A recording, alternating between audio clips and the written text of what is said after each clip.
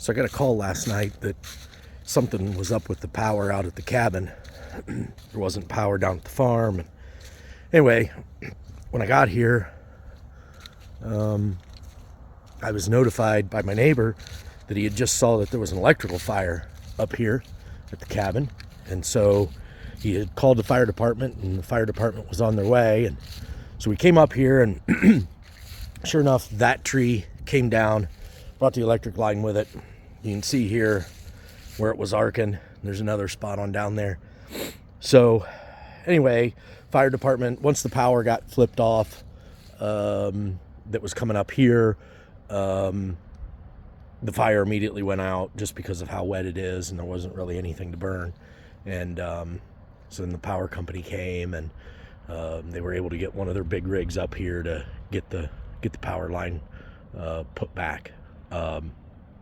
While I was here talking with the fire chief, we were quite a ways away. We were up by the cabin up there, and he said, we don't want to get any closer than this. It can feed back and so on, power looking for ground, especially at these high potentials. And so we didn't really get any closer. We did walk along the tree line over. We were right there, just about 90 degrees to where the fire was arcing.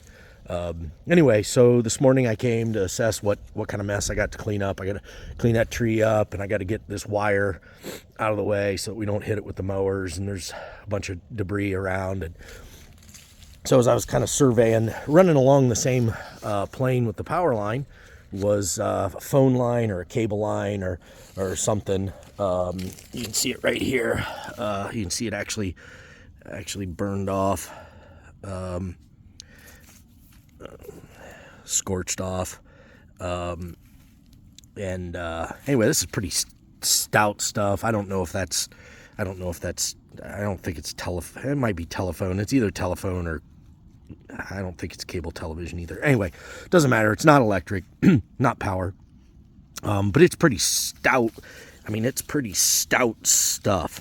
And so anyway, you can see here, it broke as well with that tree coming down, and you can see that's it right there.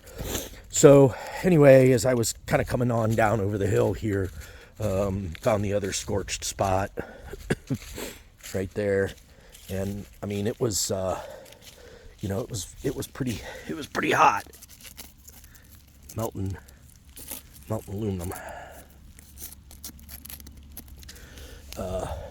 Anyway, so like I said, I need to clean the mess up, and I was looking at this wire that I was just telling you about, and right there it is. And so I'm working on surveying what I got to do to clean that wire up. I hope that I didn't need a ladder, and anyway, just scoping it out. And so I came down here to this pole, and you can see it right there. It comes around that telephone pole, and it starts heading out into the field. I thought, what's that all about? Because there's another chunk of it right here, heads that way, but it's covered up. It's long since abandoned. But so I was wondering what the deal was with this wire right here going out. And so the only thing that I can assume is that this wire, as stout as it is, was under so much tension, tight enough tension, because it's got a pretty long run there, that it was like a rubber band. And when it snapped, it just kind of flew this way. Here we are. It's clear out here into the field. Right there it is. And I was like, wow, I wonder how far it goes. And so it went to right there. Look at that burnt spot. It was actually following that wire, back feeding, if you will. And it actually was scorching the ground hot enough that it melted the end of the cable off right there. Look at that. It was clear over here. So we're 30 feet, 40 feet into the field, and the chief of police and I, we were just standing right about right there, looking at the scorching over.